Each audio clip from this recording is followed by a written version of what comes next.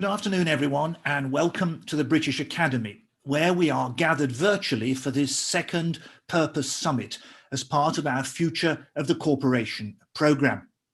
As you will have seen from that brief video, the British Academy's purpose is to deepen our understanding of people, societies and cultures in the past and the present, enabling everyone, we hope, to learn and progress and prosper in the future. And that's exactly what we're doing with this programme and this event.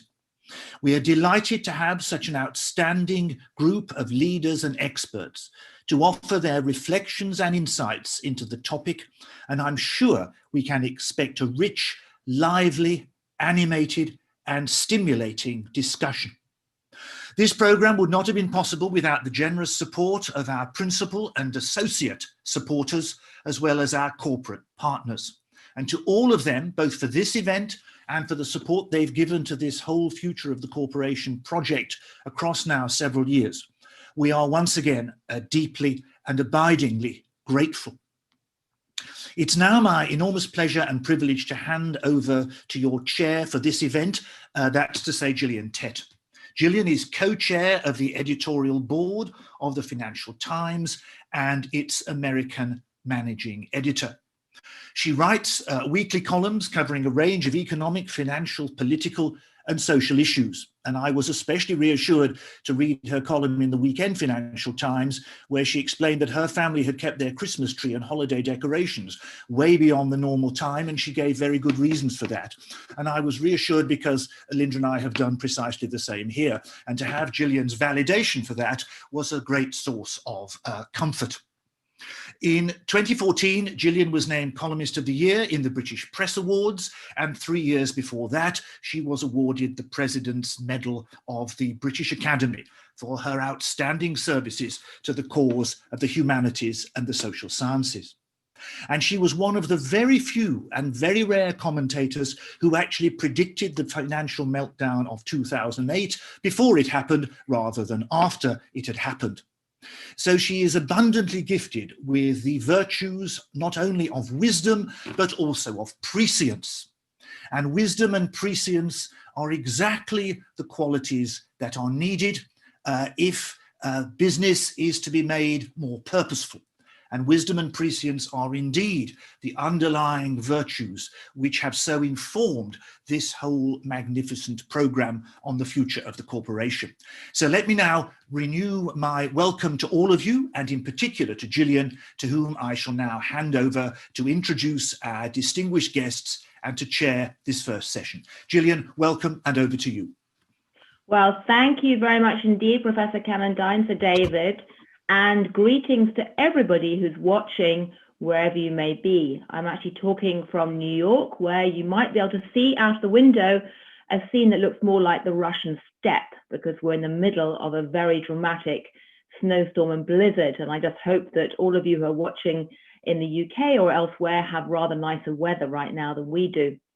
But I should say I'm delighted and honoured to be chairing this session, because something of a radical zeitgeist shift is underway right now in the world of business and finance, and it should be said in journalism too.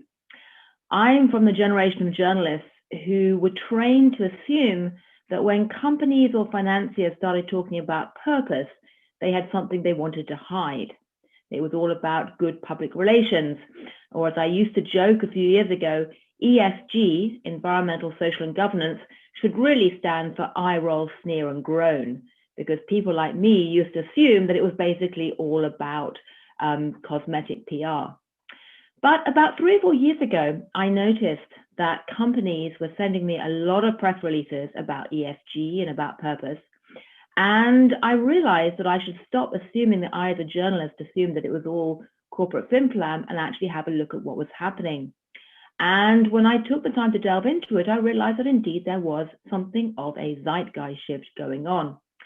We're going to talk about this morning about whether it's a good zeitgeist shift or a bad zeitgeist shift, whether it's really doing everything it promises to do, whether it's sustainable and genuine or not, and whether it's just a bull market phenomena or something that will be with us for some years.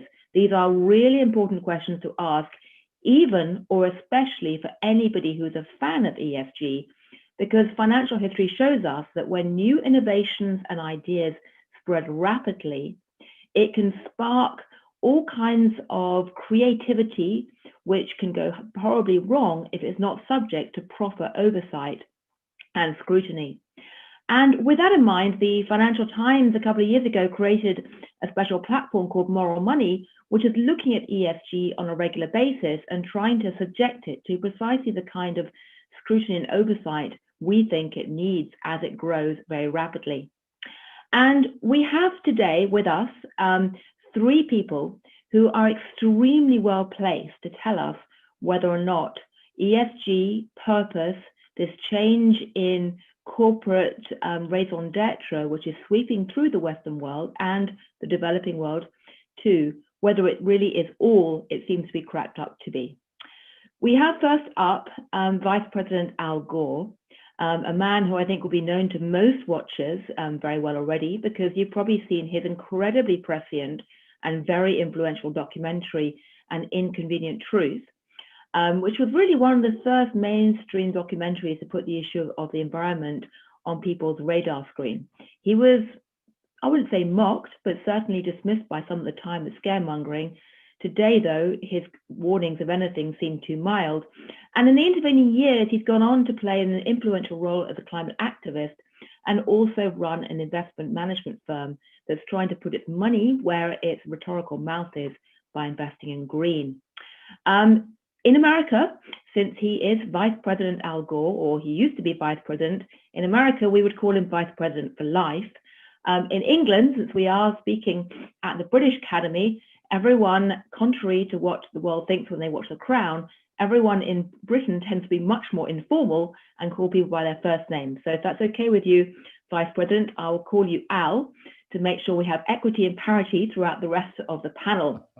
Because the other two figures are not American. We've got Arunma Oteh, who was originally Nigerian, but has played a very influential role trying to champion the role of the voice of the developing markets in all these very important financial policy debates.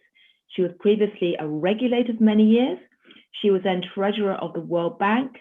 She's currently at Oxford University, where she's taking time out to do some academic research, and has played a number of other advisory roles at the London Stock Exchange. I'm just checking her very rich biography, the Securities and Exchange Commission in Nigeria, etc., etc. And then we have, last but not least, Baroness Shafik, Minouche Shafik, who is probably best known as deputy head of the Bank of England, but she's also been at the World Bank. She's also been in the IMF, and she's currently at the LSE and has a book coming out soon on the question of how to do a new deal. So a very well appointed panel to tell us what is real and what is not in this new debate about purpose. And so what we're going to do is we're going to start with the speakers each presenting some thoughts one by one. I'll ask them questions if we have time after their presentations. We're incredibly keen to get the audience involved by posting questions. The crucial thing to realize is if you're going to put questions, you need to put it onto Slido under the hashtag #PurposeSummit. And the Slido is apparently embedded under the live stream on the same page. And we'll be looking through them as we go along. And if you start posting your questions now, I'll try and work them into conversation as soon as we possibly can.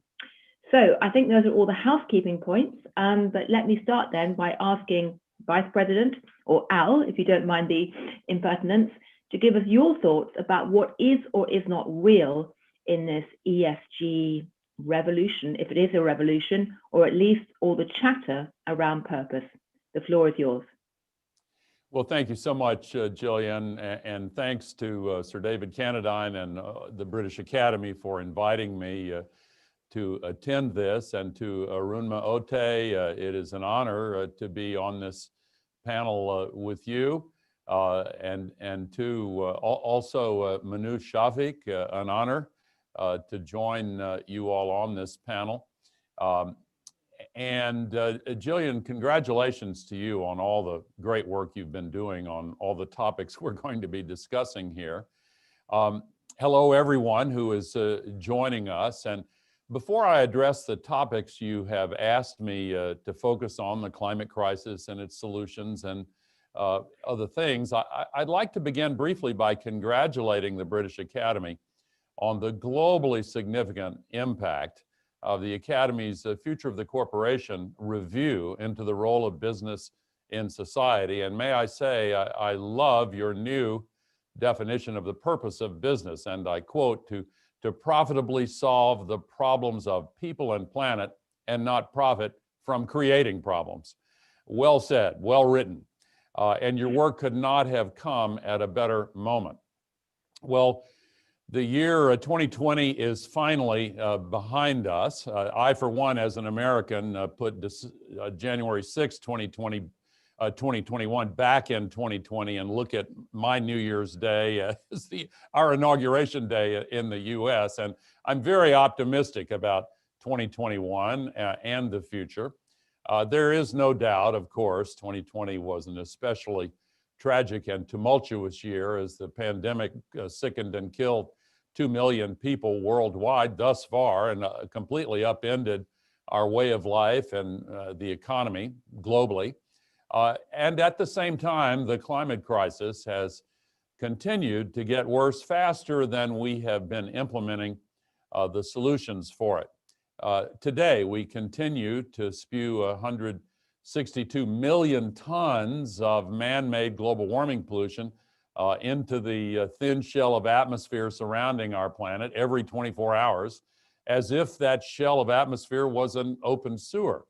And all of the extra heat energy trapped by the accumulated greenhouse gas pollution is equal to the heat that would be released by 600,000 Hiroshima-class atomic bombs exploding on Earth every single day. The consequences of all that extraordinary extra heat energy are all around us. The most recent stark examples of climate-related catastrophes in my country were the unbelievably extraordinary wildfires in the western United States, also in Siberia and many other places, and the all-time record-breaking hurricane season battering our coasts. Recent data from NASA showed that 2020 was the warmest year on record. Other measuring systems had it tied for the hottest year. Actually, this was a La Nina year, which is supposed to be cooler, so it's even more significant that it set this record. But despite all of this, I remain genuinely hopeful and optimistic. More businesses are realizing the tremendous investment opportunities of the sustainability revolution. Citizens are engaged in the climate issue as we have never seen before. One example is the unprecedented voter turnout here in the US this past November and again in January when our state of Georgia had 2 Senate elections, led in large part by young people turning out in record numbers. And of course, Joe Biden and Kamala Harris have been put in the White House with an ambitious and bold climate agenda. They're following through. On his first day as president, Joe Biden recommitted to the United States to the Paris Agreement.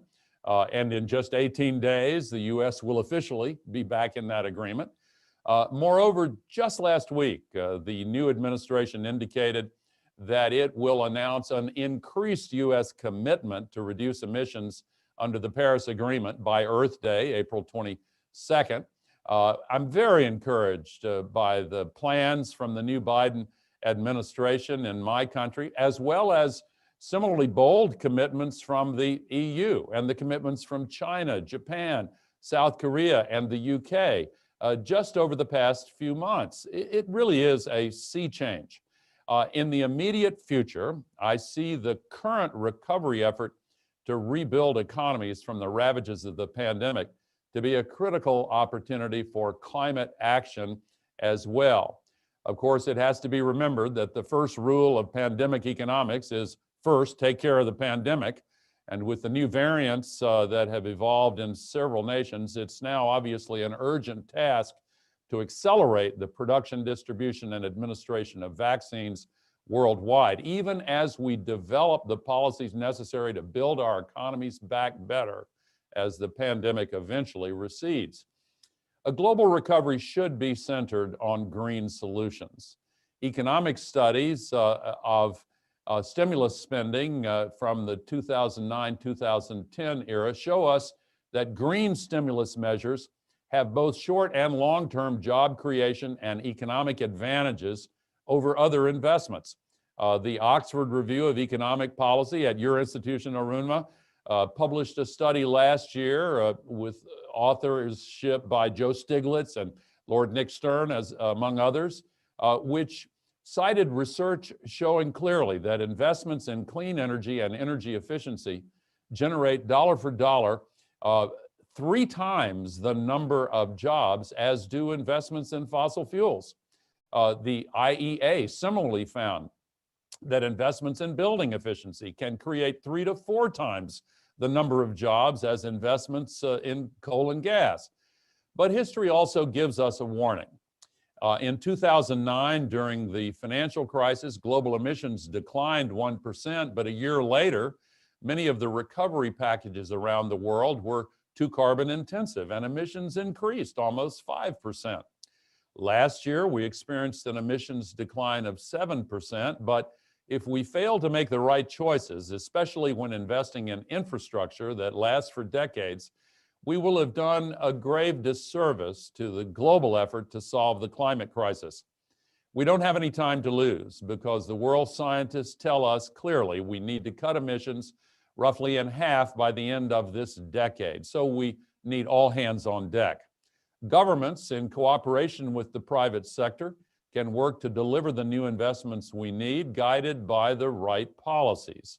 We need to put a price on carbon, either directly where that's politically feasible, or indirectly with carefully monitored and audited emissions trading approaches. We need to set clear yet ambitious targets, both short and long term, for each sector of the economy on a whole system basis, encompassing supply, demand, financing, and civil society, and then work with businesses and investors to make progress as quickly as possible, including with new investments from the public sector. We need to mandate climate-related financial disclosures so we can understand the risks that our economy faces. All of these policies will create clear direction that mobilizes capital toward the energy transition and avoids stranded carbon assets. My colleagues and I at Generation Investment Management are very optimistic about the promise of sustainable investing. Now that ESG funds consistently outperform most traditional funds, it is increasingly proven that investing in clean solutions provides far greater returns than business as usual. I see this trend only accelerating in the years ahead. Sectors including energy, mobility, food systems, and the built environment are being fundamentally reworked with sustainability as their central organizing principle. In the energy space, there's so much happening right now. Our approach is centered on renewable forms of power generation, a digitalized grid, and distributed and decentralized networks with energy storage. There's also exciting and rapid advancement happening in the field of mobility with the accelerating adoption of clean energy-powered electric vehicles, along with autonomous and connected capabilities, as well as on-demand shared transportation. And I'm particularly excited about the growth taking off in precision regenerative agriculture and sustainable forestry. Put simply, the global sustainability revolution is the biggest and best investment opportunity in all of history. Those that make the boldest and earliest commitments have a chance to see the greatest economic, health, and environmental gains. So in closing, I believe that it's incumbent upon each of us in this virtual room to make the case for clear and consistent policies that drive decarbonization across every system of the global economy.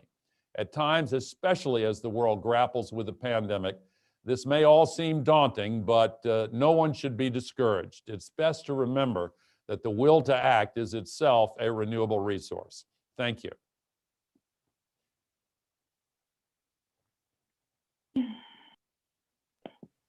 Thank you very much indeed, Vice President, or Al. I'd say I'm feeling quite schizophrenic right now because part of my brain's British, part of it's American. So I find it very hard sitting in America to call you Al. But anyway, Thank you for those very interesting thoughts. As I said earlier, we've already got a lot of great questions coming in. Do please keep them going as we talk. And before we move on to the next speaker, I'm just going to quickly ask you one of these because it seems very pertinent to what you've been talking about. It's a question from Daryl Moores, which is this. Does the panel, do you think that the alignment to purposeful business aims should be voluntary or enforced? And how should alignment be measured, reported, and verified? Do you want businesses to be forced, for example, to report their accounts using environmental measures? And if so, what's your favorite type of environmental accounting standard or green accounting standard? Well, first of all, I think the TCFD, the Task Force on Climate-Related Disclosures, has done a spectacular job in outlining the best approach, and I would recommend that very highly. I would also point out that there is a form of compulsion that is not governmental, and let me give you a couple of examples.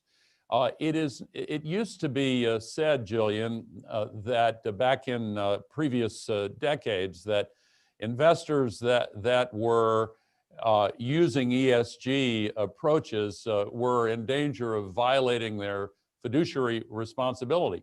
That's now been turned on its head because voluminous academic research showing that companies that do integrate these approaches are by and large more profitable in almost every sector, and asset managers that use them are getting higher returns usually.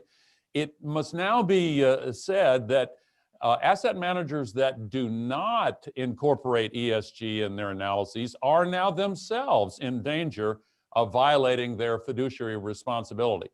The second factor I would mention is one that those who are in the private sector on this in this event already know. When you're trying to recruit the best and brightest young women and men coming out of schools and universities and colleges, they're interviewing you while you're interviewing them, and they want to go to work for companies that align with their values. This is having a profound impact on this monumental shift toward integrating sustainability in all aspects of business and investing. Well, thank you. Well, I'm going to circle back later and ask you a bit about what you make of whether the Biden's plans and policies unveiled so far and whether they're radical enough, because there's hot disputes inside the Democrats in America right now about whether he's going to end up being less dramatic than the rhetoric might suggest. But before we do that, I'd like to turn to Arunma and ask you, from your perspective as someone who's worked inside the World Bank, but also has been championing the voice of Africa for many years, what do you make of this debate? Is it too dominated by Western perspectives? Is it actually going to do good? And is there enough emphasis on the S, the social factor of the environmental debate, as there should be? Thank you, Gillian. And the Vice President Al Gore is always inspirational. It's tough to speak after him, but I am energized, Vice President Al Gore, by your call to action. And as you mentioned, by the great work that the British Academy and Professor Colin Meyer, my mentor at Said Business School, University of Oxford, have done recently to put a spotlight on what, as you termed, Vice President, a sustainability revolution. Gillian, what I thought I would do is share some thoughts, first about how I perceive the challenges that society faces, and then maybe speak more specifically about the role of government, because I think the role of government is absolutely critical. And then talk about what I think private sector should be doing and make some suggestions on how we build forward better. I like the term build forward better than build back. And maybe that's more important for developing countries. Vice President Al Gore had already talked about the pandemic. It is an unprecedented crisis, but every time I read about pandemics, experts say we're going to have more, and it's going to be more frequent, and the scale will be worse. I couldn't, I mean, with Vice President Gore, I can't be a good enough advocate for climate and how serious it needs to be. But I want to add to that list poverty and inequalities, serious consequences that include security issues if we don't tackle poverty and inequalities within countries, across countries. 500 million more people will now be earning less than $3.50 post-pandemic, reversing what has been 30 years of progress in terms of the numbers of people who have escaped extreme poverty. Most of them, of course, in Africa and other developing countries. If we want to build forward together, we have to have a sense of urgency across board. We have to have scale in terms of resources, and we need to front load those resources to government. Policy making needs to be smart, regulation needs to be smart, and that means you create a supportive business environment. And I thought, Gillian, the question you asked about whether people do things voluntarily or whether people, are coerced to do it is an interesting one. And government needs to be the role model. Government needs to walk its talk. And I will just say that a sense of urgency will be helped if there's leadership from government. And I'm not American, but I have to say that having been a government official, I understand the power of government. And anybody who doesn't understand it should also focus, like the VP said, on the 20th of January. On the 20th of January, the new president of the United States, President Biden, by a stroke of a pen, started the process of the United States rejoining the Paris Agreement.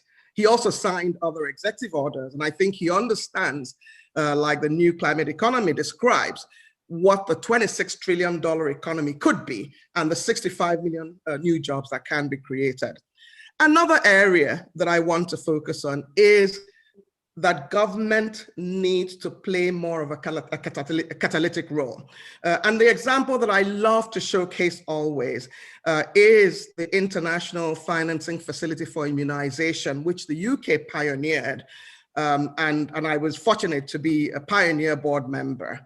What IFIN, for short, did was basically, or has been to help Gavi, the vaccine alliance, the Global Vaccine Alliance, to provide vaccines and immunization to the poorest 70 countries in the world. How did it do this? It was established in 2006, so only 15 years ago. And what it did was it leveraged the 25-year pledges from donor governments to raise $6.5 billion from the capital markets. So this is an example of leveraging the private sector, of front loading and solving a challenge, which people would not normally think of as a business challenge. The third example that I'd like to showcase is really the important role that governments play in supporting business. So the EU approved in 2018 the commercialization of Fonia in Europe. And this is also supported by Senegal, a country in West Africa, supporting smallholder farmers who farm Fonia.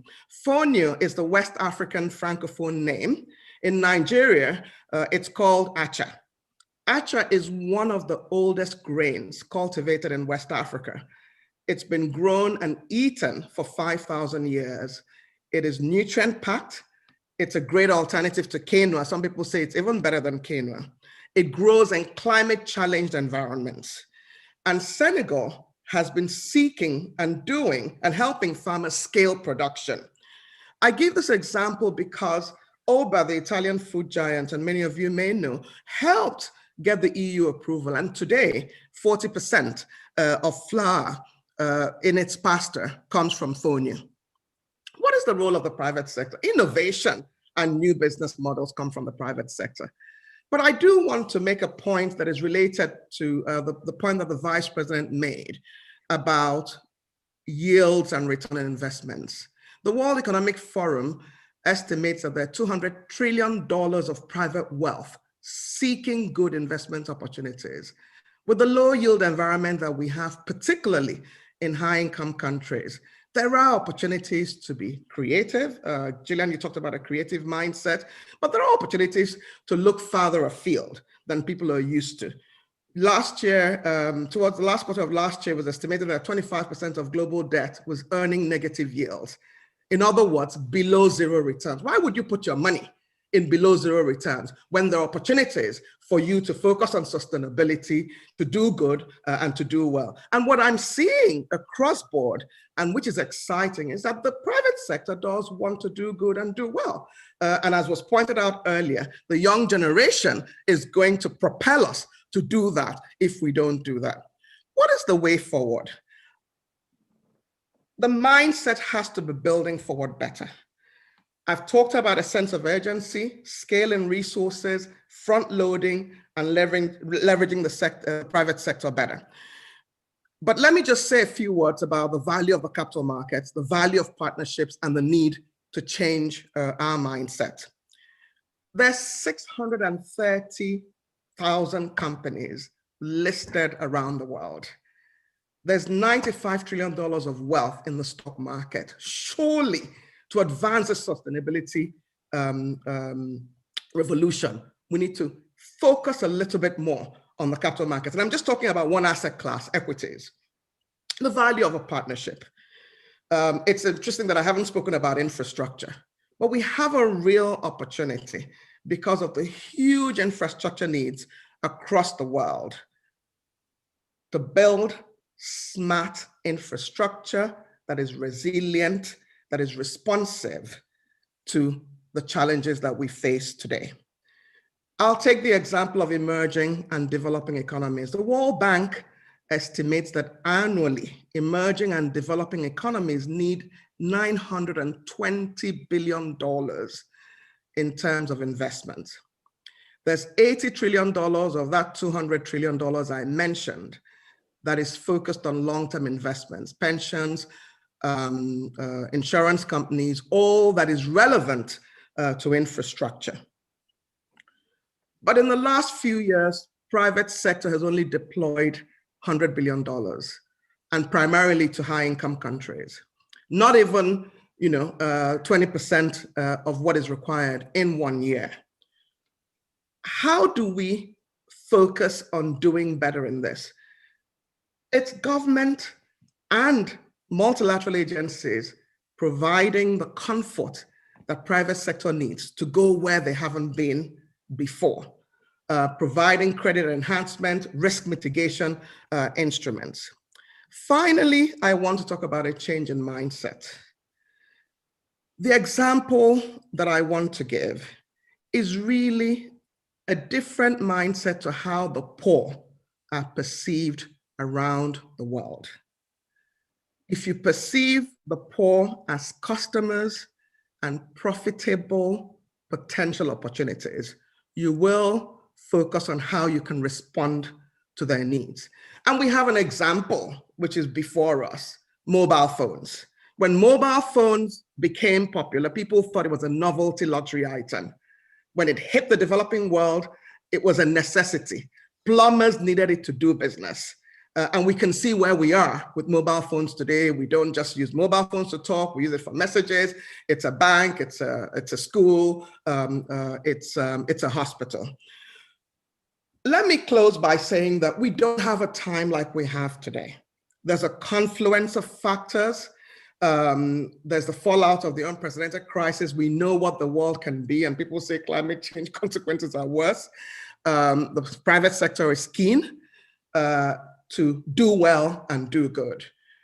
So I'll close by just saying, as the South African proverb says, let's go together so we can go further. Thank you.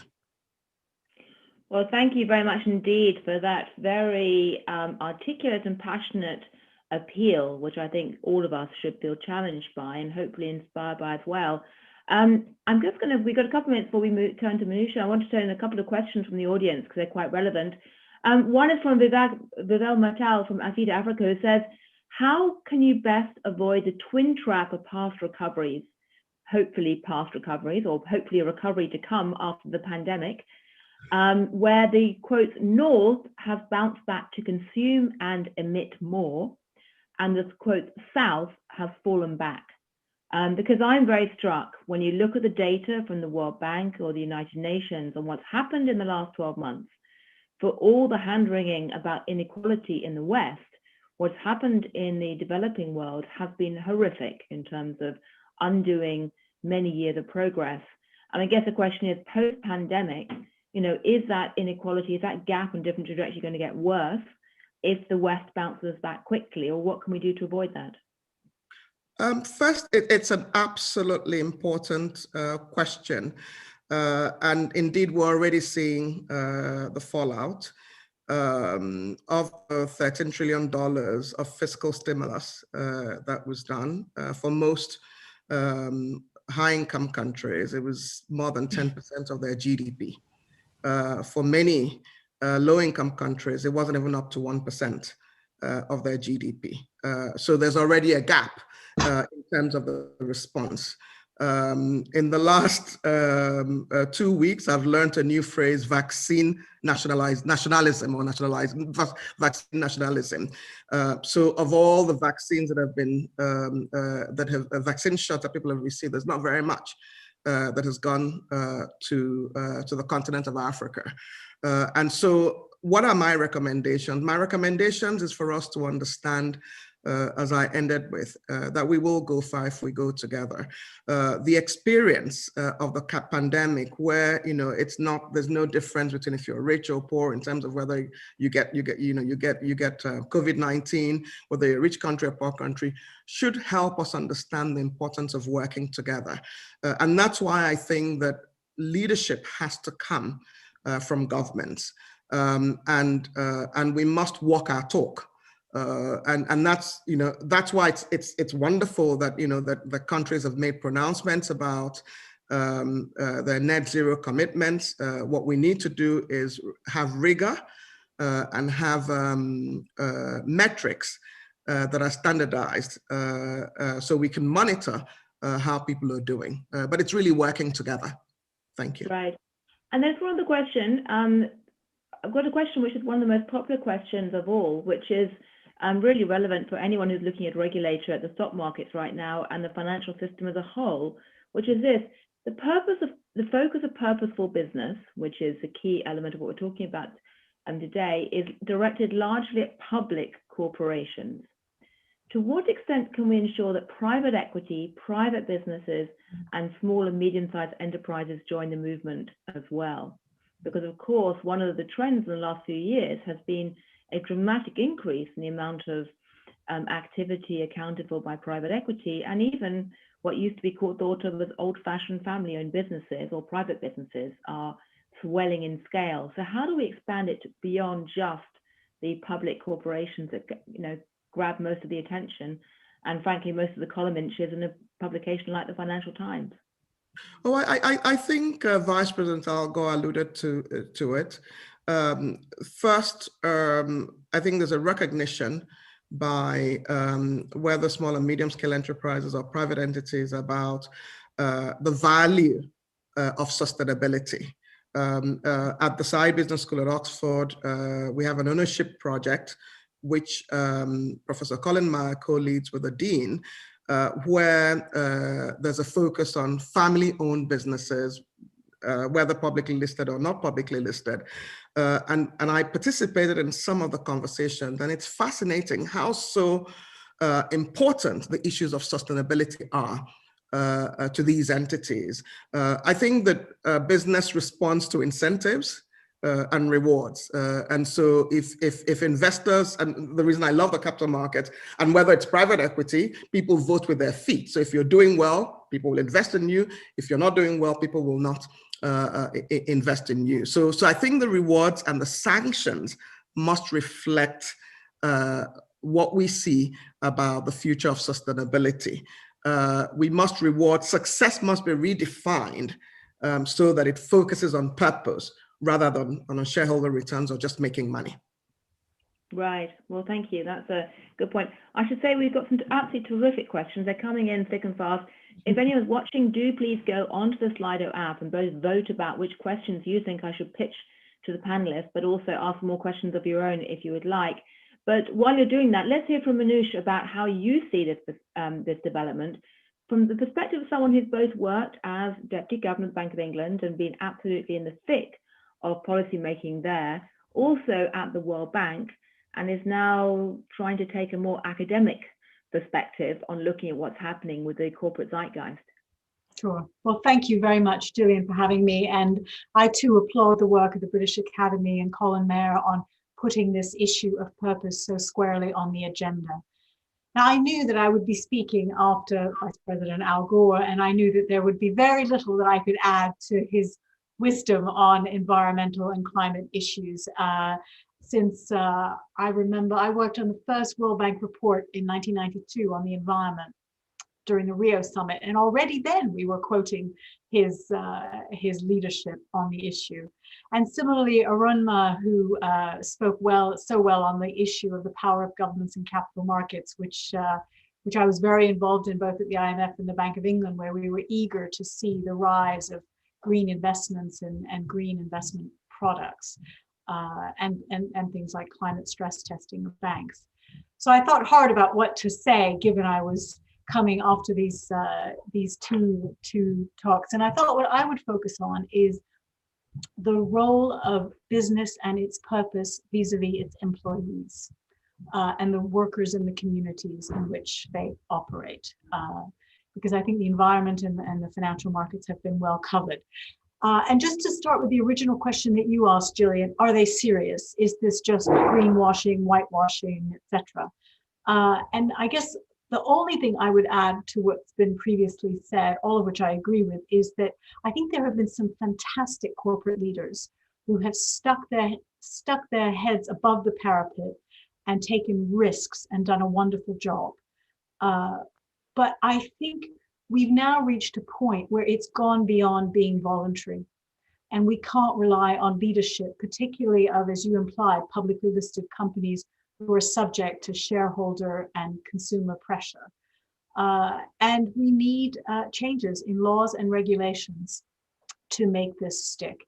That's changes in laws on financial disclosure, on carbon taxation, and so on, to create a truly level playing field so that all firms, big, small, listed, not listed, multinational, national, are part of this agenda. So that's the only thing I'm going to say about that set of issues.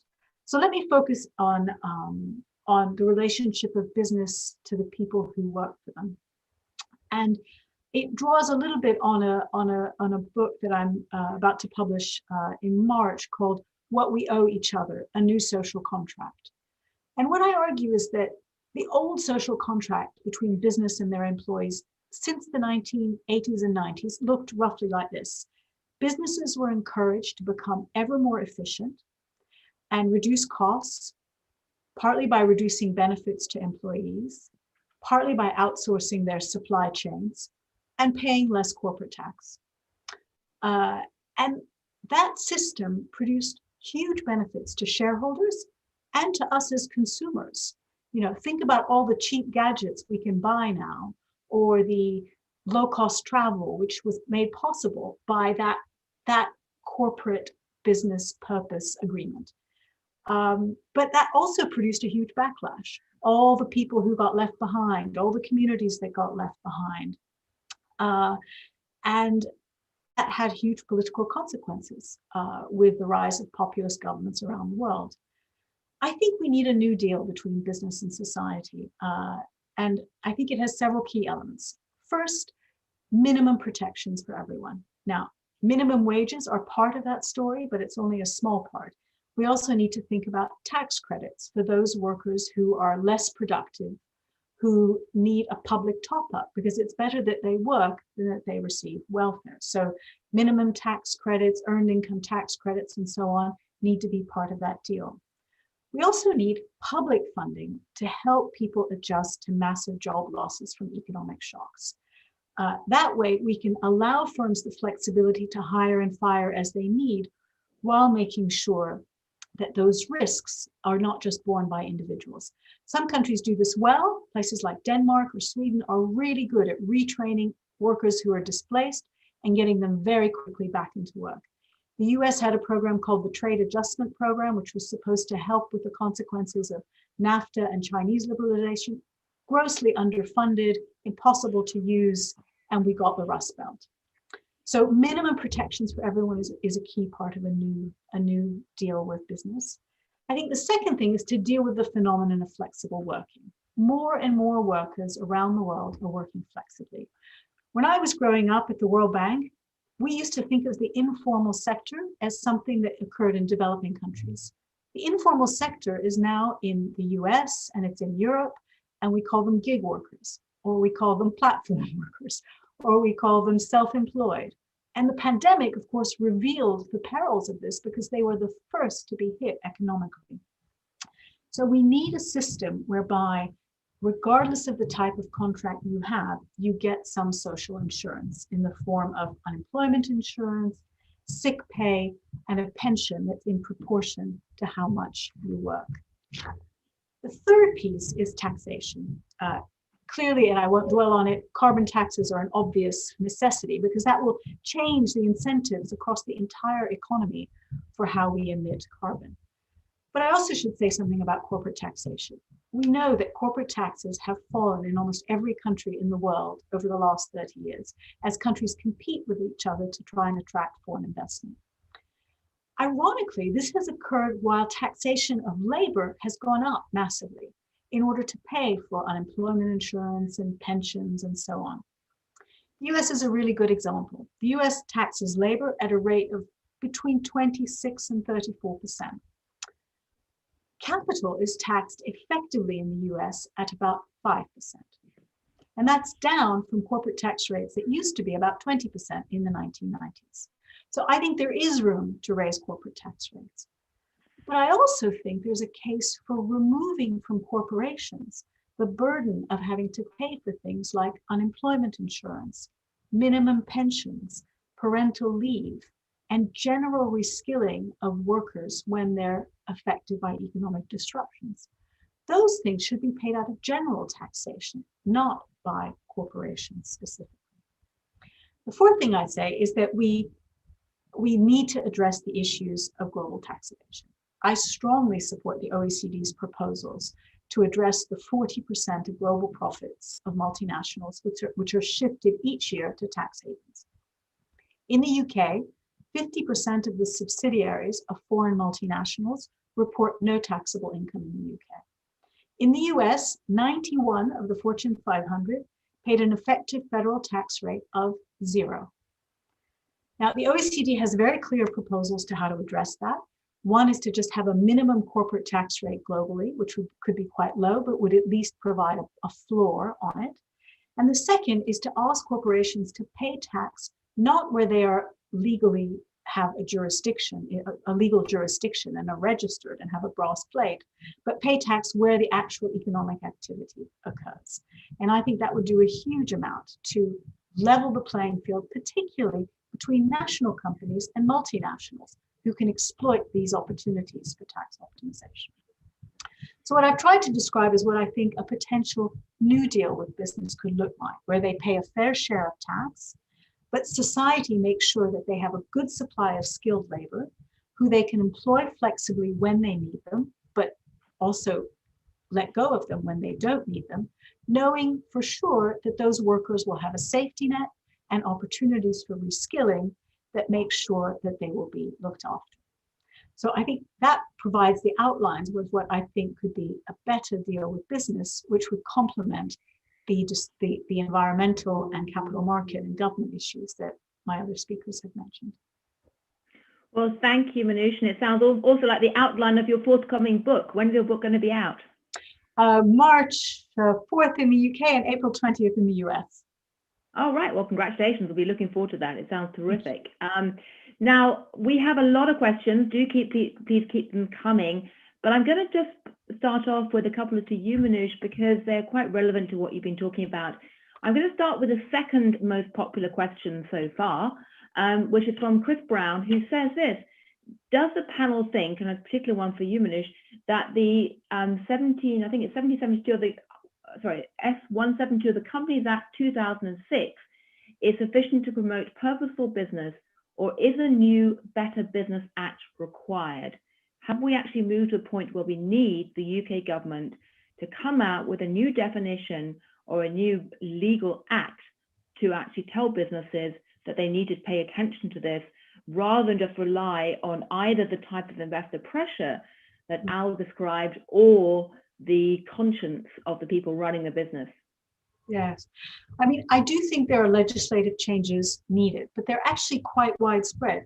We need legislative change on carbon taxation. We need legislative change on where the tax burden lies. We need a legislative change on global corporate taxation along the lines that the OECD has prepared. So I do think we need legal changes, and that exhortation and goodwill are just not good enough. But it will cut across many parts of our economic life, not just the Business Act per se. Right, right. I should say, by the way, in a moment that since we have 3 panelists on screen and you can't see them all, I can see them. If you want to jump in, either of you, and comment on an issue which I've not specifically directed towards you, we're going to go back to primary school and you can raise your hand. I'm sure you're all such diligent pupils, you no doubt sat in the front row of your primary school classrooms, and wave your hand at me and I will turn to you if I don't turn to you already, if you have something burning to say on this topic. But Minouche, the other question I wanted to throw at you is the most popular question of all our listeners, which is this, from Sarah King, who's a founder of a group called Lowspark in the UK. How do we overcome the conflict of profit versus purpose when our economic system's ultimate business measure is dominated by short-term profit? How do we overcome the conflict of profit versus purpose when our economic system's ultimate business measure is dominated by short-term profit? That's the top-ranked question of all the audience watching right now. Yeah, well, I'm sure my other panelists would add something, but I'll have a first cut, which is, I think this question often gets translated into, is the obsession with quarterly earnings reports wrong, and do we need to provide a longer term horizon for businesses? And I'm not sure that simply changing the way we report and the frequency of reporting is the answer.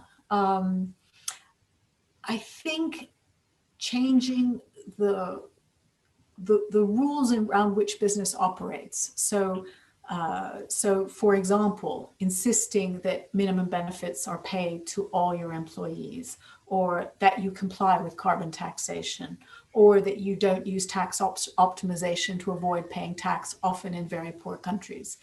And so I think you have to work at the entire environment in which business operates to change the time horizon of investment.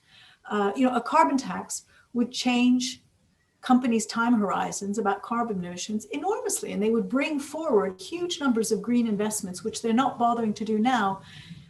But that isn't so much, I'm sorry, I'm an economist, and so I think about the incentive structure. And so I think you need to change the incentive structure, which creates short-termism, and that has many dimensions. But I'm sure my co-panelists will have much to add. Well, Arunma, maybe it's a good point to bring you in here, because we get in fact, there are a number of questions coming in from the audience on varieties of these themes. We have a question from someone called Adrian, who says, how do we rewire finance so that we can create a financial system that rewards long-term profits over short-term profits? Again, many variants on that theme of questions. Do you have thoughts on that?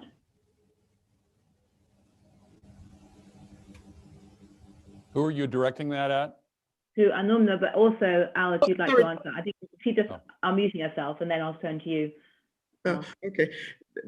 Absolutely. I mean, I align myself with what Minouche said about incentives. I mean, human beings react to incentives. And when you define success by the next quarterly statement, people will respond in that way. And I think one of the secondary effects of a focus on sustainability is that we're moving back to what is important to society, which is truly the long-term benefits that an entity brings to bear. And there's a whole ecosystem of what needs to be revamped. We need to rank companies differently. People define success by how much money that you've made in the near term. So it's hard if you're an entity that's being judged by how much money you've made in the next quarter to focus on the long term. We need to make sure that the compensation systems across board must be one that promotes long-termism. So you need to revamp the entire system, in my view. Al, what is your perspective on this? Because you are now running a fund with investors who presumably want quarterly reports, don't they, on how you're doing as a fund? I mean, how do you cope with pressure in terms of short-term demands and scrutiny? We don't give quarterly reports, and I encourage all corporations to dispense with at least quarterly guidance. The term short-termism has been an epithet for at least a couple of decades now, probably longer. But it's not only a decision on when to report and the periodicity of reporting, it's also, as Arunma just said, it's the incentive structure. I've only been in the business world for 20 years, Gillian, but one of the things that I have noticed is that frequently people will do what you pay them to do. And if you pay them to maximize short-term results, they will do that. If you incentivize them to talk about long-term horizons while simultaneously focusing on the actual short-term results, it turns out many are capable of doing those two things simultaneously. There was a fairly well-known study by BNA in the US some years back that asked a series of questions to CEOs and CFOs, and one of the hypothetical questions was, here's an investment you can make that's good for your business, it will improve your competitiveness, your long-term strength. It's good in every way, except if you make this investment, you will slightly miss your next quarter's projection. Given those facts, will you make the investment? 80% said no. Well, and that won't be surprising to many people, but it is functionally insane. And we do have to shift our perspectives toward a longer-term focus. That's obvious. And we also need to examine the measuring systems that we use, the metrics that we use. And this is a difficult challenge. People have been aware of it for a while. But since Bretton Woods adopted the system of national accounts that was first devised in 1937 in the interwar period, the author said, please don't use this as a guide for national economic policy, but it was adopted at Bretton Woods. And we are now coming to grips with the 4 defects in this system of accounting that were pointed out by its author. Number one, it does not measure so-called negative externalities. And of course, pollution is the best known of many examples, and all of that man-made global warming pollution is just not included in the accounts directly. Also, positive externalities are not included. That refers, of course, to the benefits of investing in public goods, which come across as an expense on the ledger, but when the benefits come rolling back in the years following, they're not measured as income. And third, the depletion of natural resources, and think particularly of topsoil around the world, and underground water aquifers, both of which resources are being depleted at a dangerously high rate, not to mention the web of biodiversity, the web of life with which we share this planet and of which we're a part. We're in the midst of a 6th great extinction now. And finally, the distribution of incomes and net worths is also not taken into account.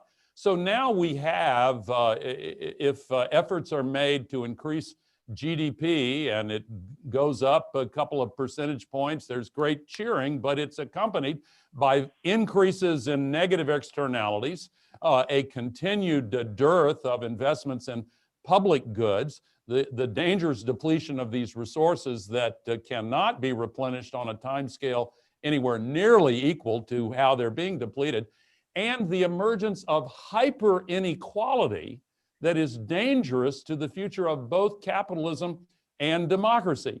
I had a friend who was a leader of a South American country some years ago who compared this to inflation. He said, you're always going to have a little bit of inflation, or you should, but you must avoid the hyper variety at all costs. We'll always have some inequality. It's part of the organic incentives that are key to the success of capitalism. But we have to avoid the hyper variety, which we're now seeing has emerged not only in the developed nations, but in the developing nations also. On a global basis, there is a shift of production capacity away from the developed to the developing world, but within each category, hyper inequality is causing the kind of anger that we have seen not only in the US political system this past year, but in many political systems around the world. So we have to address these metrics, and we have to address the short-termism that has overstayed its welcome. Well, thank you. I think you've raised some very good points there, and I'd like to turn both to Minouche and Arunma. Apologies for mispronouncing your name earlier, Arunma. Because, you know, given your academic background, particularly Minouche having essentially been in charge of looking at economic policy from the Bank of England for quite a while, I'm curious, we have a great question here from Ian McGuffock, which says, do we need to change our language away from economics, law, and finance? What purposeful language resonates with government and with consumers? Is it time to stop talking about economics or to remake the economic profession? Minouche, perhaps I start with you. Yes, well, I do run the London School of Economics, so it would be a big shock to the organization. I think, you know, I think there is an issue of language, and you know, one of the things that I did when I was at the Bank of England, we looked at the linguistic complexity of our reports to the public, and found that the vast majority of the British population didn't have an education level to be able to actually understand our documents, because they were written in this incredibly obtuse, complicated language. And rather than talk about unemployment, we should talk about jobs. And rather than talk about inflation, we should talk about prices. It sounds very simplistic, but it's, you know, we did some work on Dr. Seuss and found that Dr. Seuss had this brilliance of simplicity of language, and that we could learn quite a lot from the way he wrote about economics. And I don't mean that in a childish way, quite the opposite, actually, because I often find that people who know what they're talking about can explain it in very simple and clear language. It's people who hide behind jargon who are often the dangerous ones. So yes, we do need a new language, and it does need to be in terms that normal people understand. And I think economics, you know, economics as a profession gets a pretty bad rap, especially after the financial crisis. I think economics has learned a huge amount, and I think, Gillian, you've written about this since the financial crisis, in terms of understanding that people don't behave like rational robots in their economic decision making, and that behavioral economics has become hugely important in understanding how markets operate. And we know that there are huge imperfections in markets, and there are significant externalities, and that we need to quantify them. So I think that direction of travel is certainly there. It probably needs to go further, but I would definitely agree that it is the right direction. I must say, before I bring you in, Arunma, that I mean, one of the reasons why when the Financial Times was creating our platform on sustainability and purpose, that we called it moral money. And I called it moral money to avoid any more acronyms like ESG, because back in the early part of last decade, when I was writing a lot about credit derivatives and finance before the financial crisis, I struggled to get stories about things like CDS, CDOs, ABCDS onto the front page of the FT, because anything wrapped up in jargon or an acronym becomes invisible. And it wasn't until someone invented the word shadow bank that suddenly we had a way to put it on the front page of the FT. And I often think the word stranded asset is a similar kind of tipping point moment linguistically, because people have a way to talk about something without an acronym. But Arunma, you're sitting in the dreaming spires of Oxford, surrounded by people who are brilliant at wrapping topics up in complex language. I mean, how do you think we should try and make this more understandable and shift the debate towards these issues which we're talking about today, away from the economics jargon? I have to say, Gillian, that I love your column on moral money. I would add, I think terminology is important, but I would add that we need to also invest in building financial capability. I am fortunate because I learned about the financial markets at dinner with my parents when I was 8 years old. My parents invested in the Nigerian stock market, and he would make my sisters and I take turns in reading the company reports of companies that they had invested in. And, we all hated it. Of course, he wanted me to be an engineer. And when I turned to finance, I said to him, but, you started my career in finance at the dinner table. So in addition to us using more simple language, we need to build capability across board. You can see there's a lot of data around generational mobility in terms of poverty. There are many examples as to the kinds of training that people are getting. We're privileged. Anybody who gets to be on this platform is privileged. And I mean, not just the four of us, but everyone who's the 2,000 people who are this. There are people who have no access to internet, things that we take for granted. And my view is that they don't even exist. They don't have an identity. So I mean, you could get me going, Gillian, on that. So it's terminology, but it's a lot more than that. We need to focus on the inequalities that society has. And there's a woman who's my age, who's a grandmother, and she still carries a pan on her head and walks 2 kilometers to go and get water. To be able to bathe her children. She can't have the same kinds of opportunities that I have. She can't. I'm just one of the fortunate few. So it's a big issue. It's terminology, but it's a lot more than terminology. Right. Well, I'd like to turn to a very different topic, which is a question from Martin van der Weer at The Spectator, who asks, Vice President Al Gore asserted that returns on ESG funds, sorry for the acronym, are usually higher than conventional investments. Where can we find evidence for that assertion? Well, I suggest, Martin, you look at Larry Fink's recent letter for starters, because he actually points out that 81% of sustainable funds indices outperformed mainstream indices last year. And in fact, we're drowning with so much data on the outperformance on moral money that we keep joking we can't keep writing it up. We sort of group it together. But Vice President Al Gore, what are your favorite indicators of sustainability outperforming non-sustainable assets right now? And how much of that is just down to a wild ride on oil prices last year? Is it actually likely to continue? Well, of course, the disruption in the oil market started well before the pandemic with decisions by Saudi Arabia and coerced decisions by Russia to join them. And then the struggle of both with the hydrological fracking production, mainly in the Permian Basin and the Bakken fields of North America, mostly in my country. But I think that, well, first of all, the research is overwhelming now. One should also point out that it must be done skillfully and well. It's not something that just happens automatically. It's very difficult to do it correctly.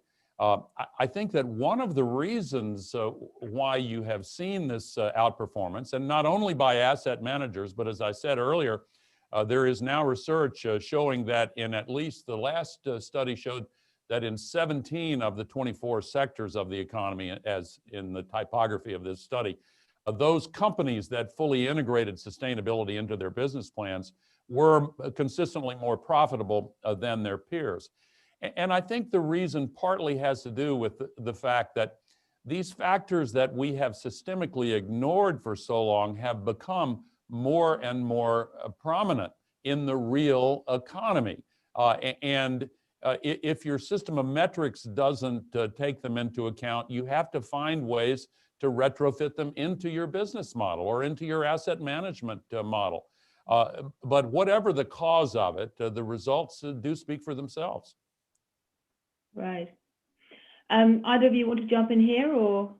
Well, it's interesting. I can draw sort of a bit of a parallel with the debate of having women on boards and in senior positions. There is considerable data that shows the same, that the more women you have on boards, the more profitable the company is. And then there's been a lot of debate about causality. And there is a view that it's just if you've got women on boards and in senior positions, you have forward-thinking management that is good management, and that it's not having the women per se. In some sense, it almost doesn't matter what the causality is. As Al Gore has said, the results are incredibly strong. And I think the other thing is that the economy, as more and more governments change their laws around carbon taxation, around investment, on the treatment of pollution and externalities, the policy regime will be pushing in that direction even more. And so it does make huge amounts of sense. And I agree with you, Gillian, terms like stranded assets, that sticky label has given a name to the retrograde companies that are stuck in the old economy relative to the ones that are thinking about the new economy. Julian, could I add I'm sorry, go ahead, Arunma. I was just going to add that I remember Kodak was synonymous with photography. And it's not that long ago.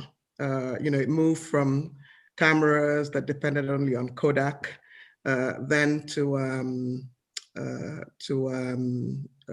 digital cameras, and Kodak was probably still in existence. I think that the oil and gas companies today are, given what I'm seeing about all of them, are really much more serious about the energy transition, because they could, I call it the Kodak effect. They could become like Kodak. So yes, there are the numbers, but there's the reality of what's happening around the world. And Minouche, as you said, when policymakers and regulators put in place appropriate regulation and policies, I mean, some of these businesses will not exist. So if I was any of them, it's an existential issue in many cases. Well, that is a great question. I'd like to bring you in, Al, here, because the second most popular question we have right now, and all of you watching, do go on Slido and vote or lob in more questions. Second most popular is, what role can a national government play to foster a purpose economy in which business and financial systems are driven by purpose? And I'm curious to ask you about this, Vice President, because Al, I mean, in terms of both the US, I'd love your thoughts about whether you think the Biden administration is for real in this respect. Are they going to really make as many changes as people hope? But more broadly, do you think it's up to the government in the UK to be actually enacting, laws and regulations to force purpose onto companies? Minouche made some comments earlier, but I'm curious about your views on this. Well, I'll let those who are citizens of the United Kingdom lobby their government. I'll happy to share my thoughts, but let me focus first on the U.S. and answer your question about the Biden administration by saying, yes, it's very clear that the promises Joe Biden made during the campaign are ones that he intends to keep. On his first day, he rejoined Paris, but during his first week, he issued a whole series of executive orders and also a legislative plan that makes it crystal clear that he is abundantly serious about this. And he has appointed a team that is not only an A team, but an A+ team, with John Kerry as the presidential envoy to the rest of the world on climate, with Gina McCarthy, an enormously respected former head of the Environmental Protection Agency, as his domestic climate advisor. He is pulling every single lever that he can reach in order to deal with the climate crisis, and he intends to continue doing so. But let me make another point, Gillian. You asked about the decline in oil prices. The sustainability revolution is, as you know, much broader than that. The secular trend toward electrification and the introduction of electric vehicles. As you know, Mary Ibarra, the CEO of the largest auto manufacturer in the US, GM, just announced that they're going to stop making any petrol and diesel automobiles by 2035. A number of other auto companies around the world have set similar goals, and a number of nations and cities and regional governments has said they're banning internal combustion engines. But it's broader still, because the sustainability revolution is driven in part by new information technologies like machine learning and artificial intelligence that give executive teams the ability to manage atoms and electrons and molecules with the same precision that the IT companies have demonstrated in managing bits of information. We are seeing levels of efficiency now that were unheard of and difficult to imagine just a few years ago. You look at the intersectionality of these developments, and you see, for example, Tesla's market cap is now larger than the combined market caps of ExxonMobil, Chevron, BP, Shell, and Eni, all put together.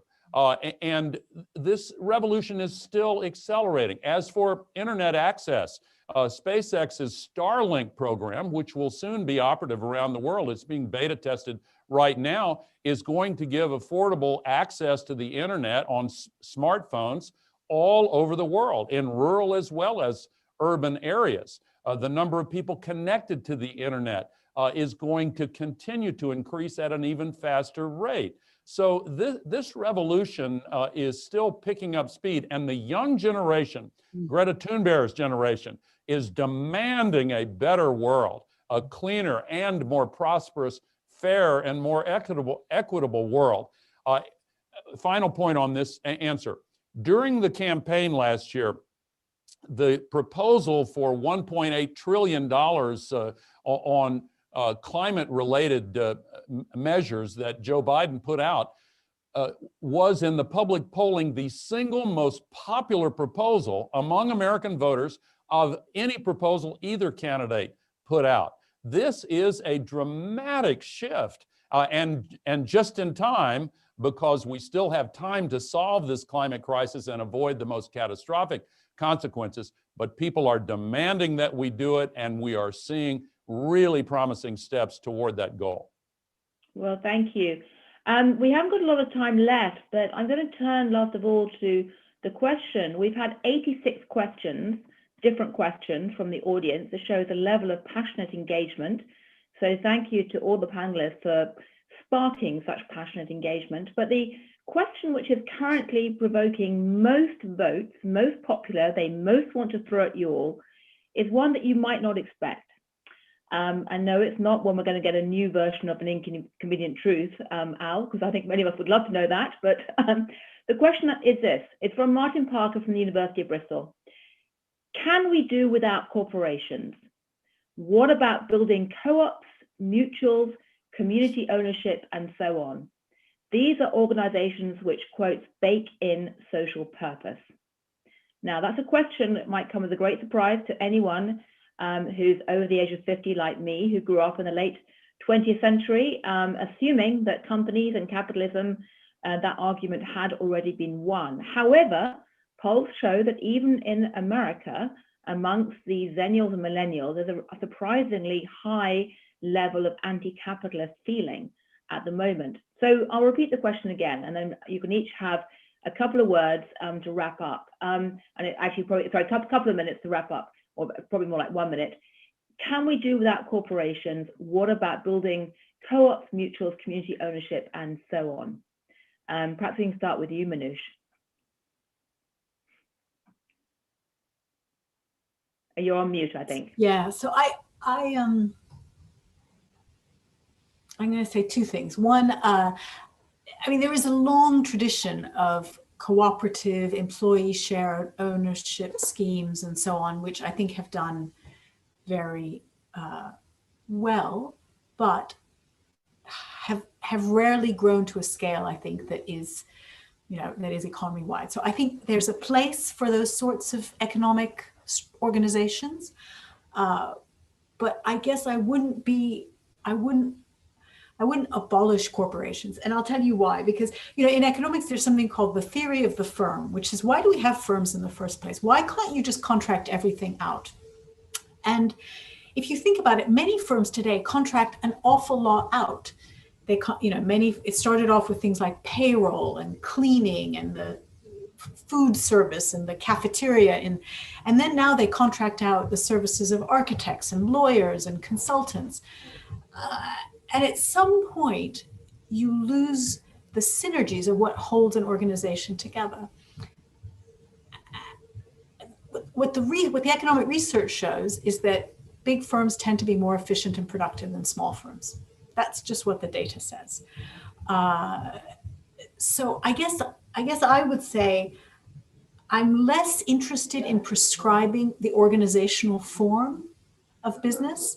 I'm more interested in defining a set of rules that would make whatever organizational form exists fair and efficient and have a social purpose. Thank you. Arunma and then Vice President Gore, and you've each got 1 minute. Sounds a bit like a sort of Radio 4 radio program. Anyway. The sustainability revolution is an opportunity, and we need to run with it. And I think those who will be the winners in the future are those who understand the opportunity that the sustainability revolution represents. And governments have to play a leadership role. And finally, the world, everyone, we need to think about everyone in society, and we can do so in a profitable manner. So it's a challenge from me to businesses to think about how they can target the poor around the world, in high-income countries, in low-income countries. Thank you. Well, many have forgotten that in the 18th century, the United Kingdom did ban corporations after abuses with the trade in India and the presence of the UK and India. They were banned at the time of the American Revolution. Corporations were banned in England.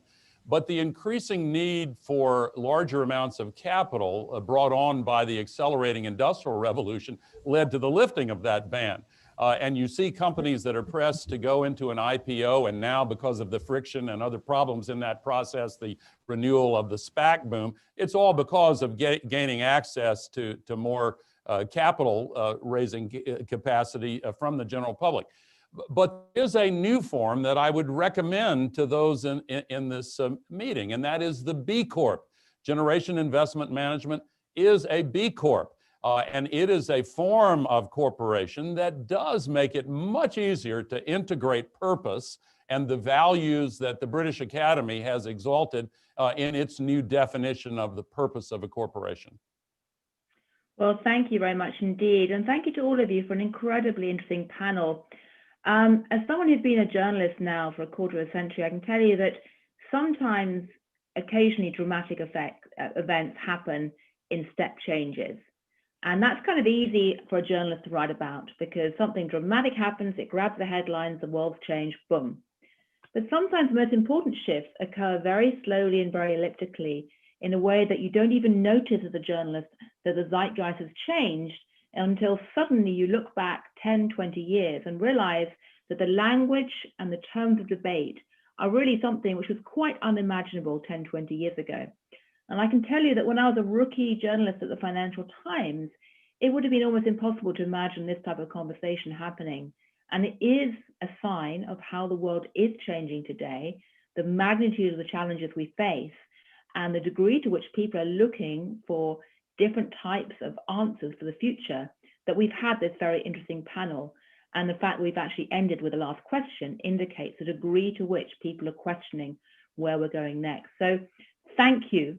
Professor, was that a comment, Professor Gore? Thank you for your comments about that. I really appreciate all you've said. I'm looking forward enormously to your book, Minouche, which I'm sure will provide all the answers to the questions we've been asking. But last but not least, it's my very great pleasure now to hand over to somebody who's been thinking a lot about these issues in recent years and really has been at the forefront of the sustainability movement and also the attempt to get companies to rethink what they're doing. His day job, he's Professor of Management Studies at the Said Business School at the University of Oxford. He's also, though, leading the British Academy's Future of the Corporation programme. So he can tell us now whether or not the corporation is doomed, whether it should be replaced or whether it should be redefined. So over to you, Professor Mayer, and thank you to all of you for a great panel. And thanks also to the audience for terrific questions, almost 90 questions asked. And that really is a sign of how much interest and passion there is around these themes right now. So, Professor Mayer. Gillian, thank you very much indeed. And thank you for having chaired that session so superbly. It's been a great debate. The purpose behind these summits is to learn how the principles that the Future of the Corporation program has set out for promoting purposeful businesses that produce profitable solutions to the problems we face as customers, societies, and the natural world can be turned into specific corporate practices and public policy proposals. And we've heard 3 wonderful presentations on exactly that issue.